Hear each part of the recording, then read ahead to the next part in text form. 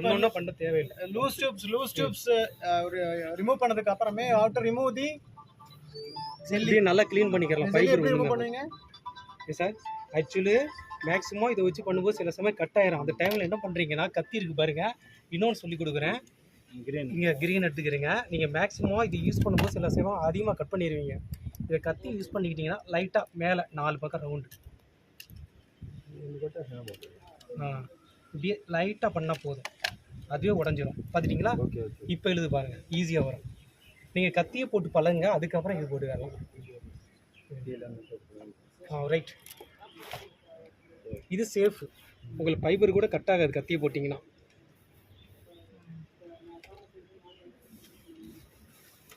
சரி, ஃபஸ்ட்டு இது 2 பண்ணிடலாம்.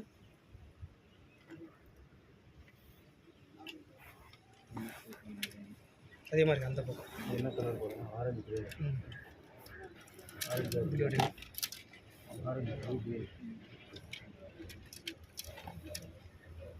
ஏன்னா இது வந்து இங்கே இப்போ ஏன் பண்ணுறோம்னா, ஆக்சுவலி இங்கே பண்ணணும், இந்த இடத்துல பண்ணணும். இது ஒரு டைப் பண்ணுற இடம். அடிஷ்னல் ட்ரை இங்கே ஒன்று பண்ணுவோம், 2 டைப் பண்ணுவோம். அதனால் நீங்கள் என்ன செய்றீங்கன்னா, இந்த 2க்கும் நடுவில் எடுத்துக்கிறீங்க. இல்லை இது வர இந்த பார்ட், இது அடைஞ்சலாக இருக்கும், இந்த பார்ட் வரை எடுத்துக்கிட்டிங்கன்னா உங்களுக்கு வந்து ட்ரேயில் வந்து சுற்றி வைக்கும்போது ஈஸியாக இருக்கும். சரிங்களா? அதனால் இந்த இதுக்கும் வர்ற மாதிரி கேப் பார்த்துக்கிறேங்க. இப்போ ஏன்னா இவ்வளோ தூரம் பண்ணுறோன்னா, இது ரொம்ப சின்னதாக எடுத்துட்டோம். ஆக்சுவலி நமக்கு 1 மீட்ரு 1.25 மீட்ரு ஃப்ரீயாக இருந்துச்சுன்னா நம்ம ஃப்ரீயாக வந்து ஸ்ப்ளைசிங் பண்ணலாம், ட்ரேயில் வந்து சுற்றி வைக்கலாம். இப்போ சார் வந்து கேபிள் கம்மியாக இருக்கிறதுனால நம்ம வந்து அந்த அளவுக்கு எடுத்து வச்சுருக்கோம். புரியுங்களா? இது வந்து பண்ணுறது கொஞ்சம் சிரமம் தான், இதை பார்க்கலாம் பண்ணும்போது. வேற என்ன செய்யறது?